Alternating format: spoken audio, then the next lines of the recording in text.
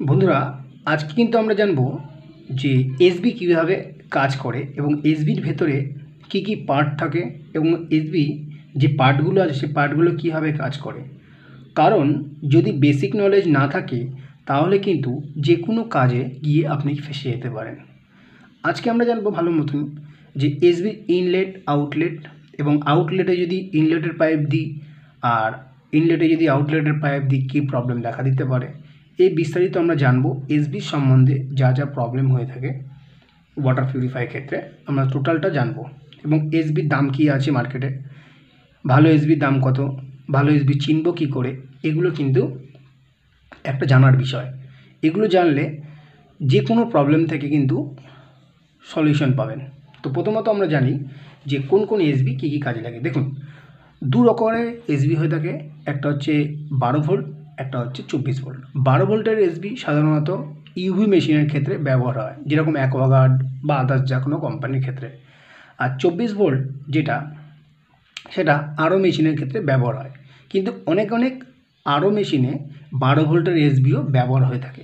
ঠিক আছে, তো কিছু কেন টাইপ এসবি হয়, যেমন এগুলো দেখতে কেন টাইপ এসবি বলে, আর এগুলো নর্মাল পেঁয়াজওয়ালা এসবি, যেমন আপনার পেঁয়াজ খোলা যায়।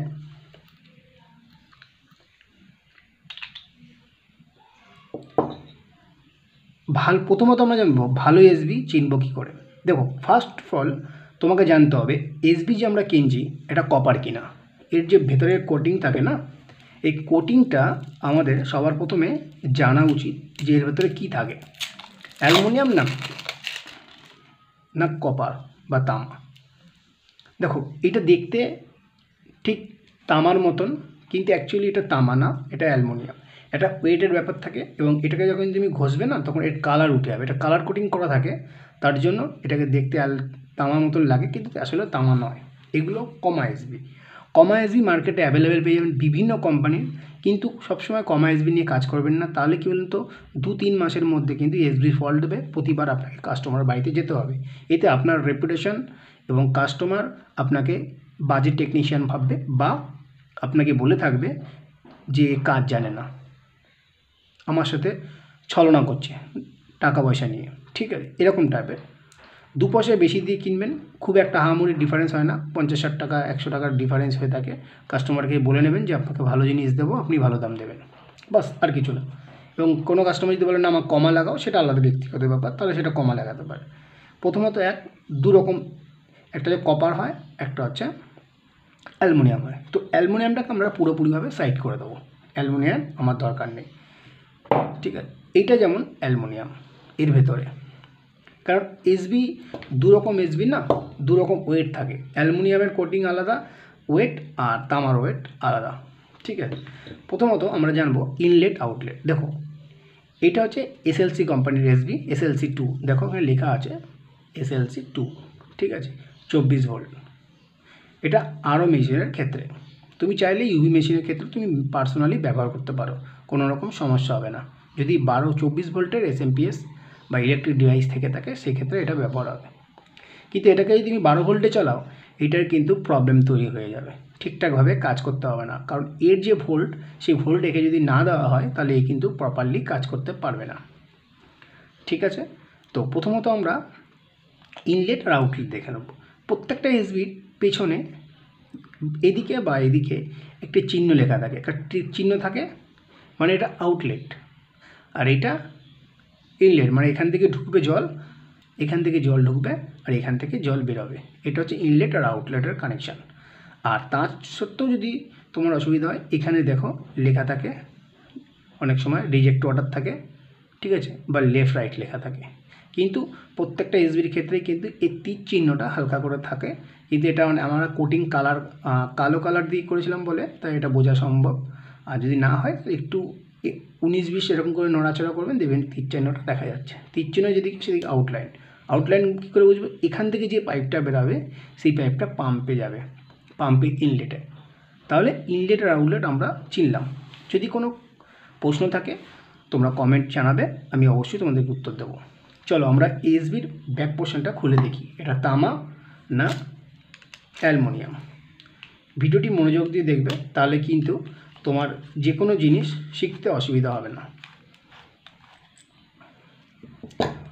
আমরা এটা খুলে একটা সাইডে রেখে দেবো এবং এর ওপরের কভারটা হালকা করে আমরা খুলব, ঠিক আছে। এই যে খোলা হলো, এবার দেখো এইটা হচ্ছে অ্যালুমিনিয়াম, সরি এটা হচ্ছে লোহা, কিন্তু এর অন্য স্টাইলের, ঠিক আছে। এটা থেকে ম্যাগনেটের উৎপন্ন হয়, এর ভেতরে একটা চুম্বক আছে, আমি তোমায় দেখিয়ে দিই। এটার জন্য পিছনে দেখো দুটো কানেকশানের সুইচ আছে স্ক্রু খোলার জন্য। প্রথমে আমরা এই দুটো স্ক্রু খুলে নেব।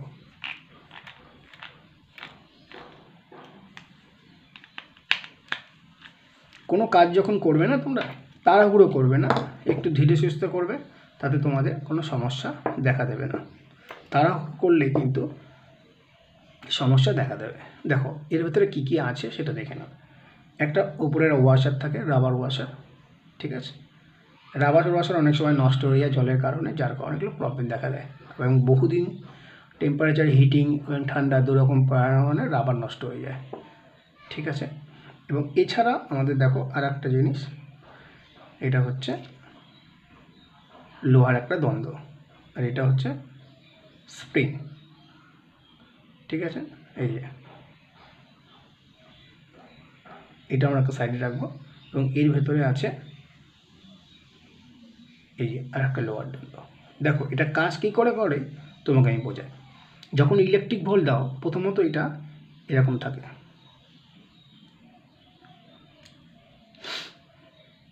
সবার প্রথমে এই যে ছেদ আছে ছোটো, এই ছেদটা ভেতর দিকে থাকে। যখন ইলেকট্রিক পায় তখন এটা ওপেন হয়ে যায়, আর যখন ইলেকট্রিক পায় না তখন এটা ডুবে যায়। কারণ এর মধ্যে যে পাইপ লাইনের যে কানেকশান আছে সেই পাইপ লাইনে ইনলেট আর আউটলেটের ফাংশান বজায় রাখে। এই দেখো এই যে রাবার ফুটো আছে, এই ফুটোটা এই রাবারের সাথে কানেকশান থাকে। এই ছোটো রাবারটা দেখেছো, এই রাবারটা এরমভাবে থাকে এরকম।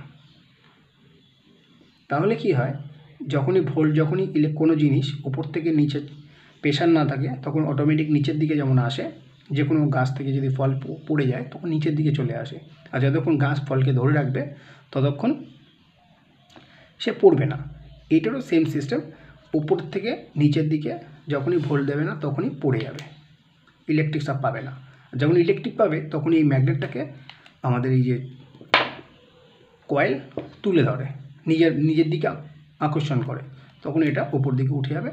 আর এর ভেতর দিয়ে যে পাইপ লাইনের যেখান থেকে জল সাপ্লাই হয় সে অটোমেটিক এখান থেকে যাওয়া আসা শুরু হয়ে যাবে।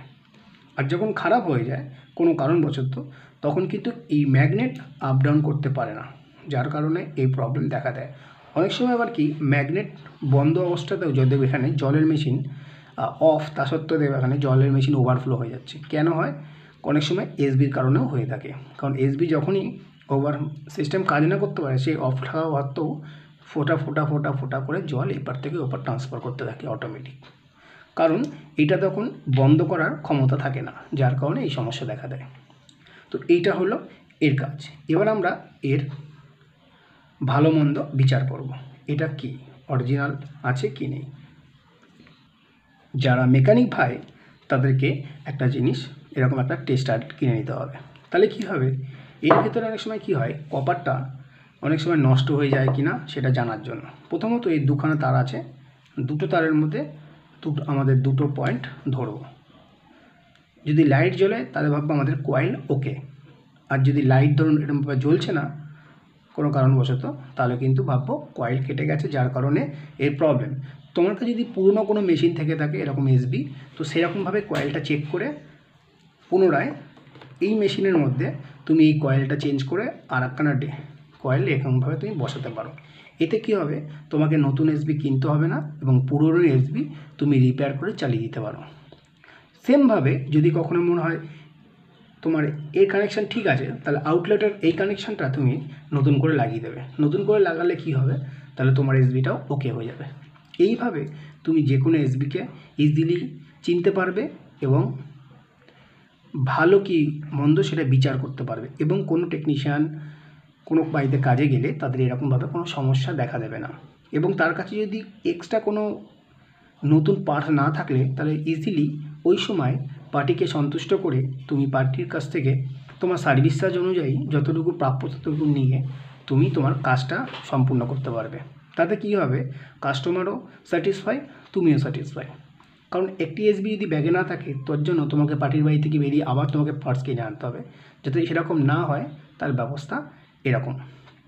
চলো, আজকের মতন ভিডিওটি ভালো লাগলে লাইক এবং কমেন্ট করতে ভুলবে না, এবং কোনো রকম অসুবিধা হলে আমাদেরকে কমেন্ট করবে, অবশ্যই আমরা তোমাদেরকে রেসপন্স দেবো।